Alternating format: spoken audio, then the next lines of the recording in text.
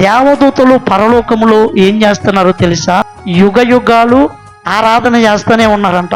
ఏంటి పరిశుద్ధుడు అనే ఈ మాట బోరు కొట్టకుండా యుగ యుగాలు ఆరాధన చేస్తున్నారంటే ఏంటి దీంట్లో ఉన్న విచిత్రం అంటే, మనమంతా ఈ లోకములో ఇక్కడ ఉన్నప్పుడు దేవుడి గురించి మనకి ఈ బైబిల్లో వ్రాయబడిన విషయాలు ఇంకా ఈ సృష్టిలో కనబడుతున్న విషయాలే అర్థమవుతాయి.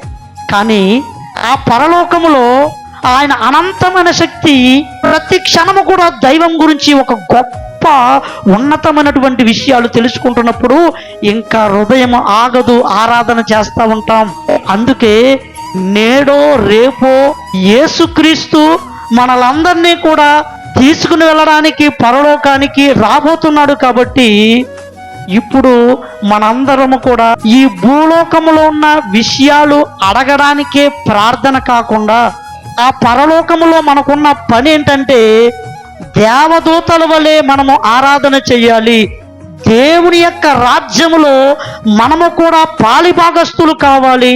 కాబట్టి మనము కూడా ఆ పరలోకములో ఆరాధించాలంటే ఇక్కడ మనము ఆరాధించడం నేర్చుకోవాలి. ఎందుకంటే ఈ లోకములో ఉన్న అన్ని పనులు ఈ లోకములో ఆగిపోతాయి.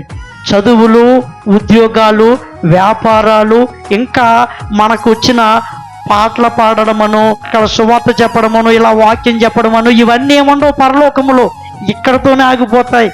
అక్కడ ఉన్న ఒకే ఒక్కటి ఈ భూలోకంలోంచి ఆ పరలోకమునకు పట్టుకెళ్ళేది ఏమన్నా ఉందంటే దేవుణ్ణి ఆరాధించే గొప్ప ఉన్నతమైన గుణం. ఇది కొంతమందికి రుచి తెలియదు.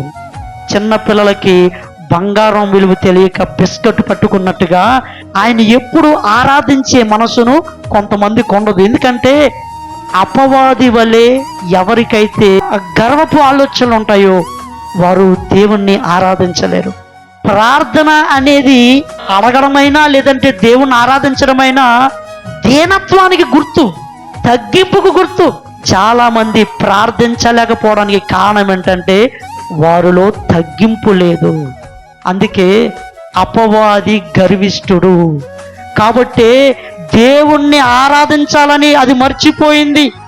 దేవునికి రావలసిన కీర్తి అది పొందుకోవాలనుకుంటుంది.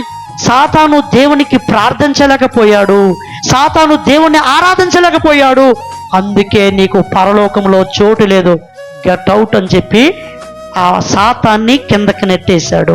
కాబట్టి దేవుని బిడ్డలారా, పరలోకములో ఎవరికి స్థానం అంటే దేవుణ్ణి గణపరిచే వారికి, ఆరాధించే వారికి.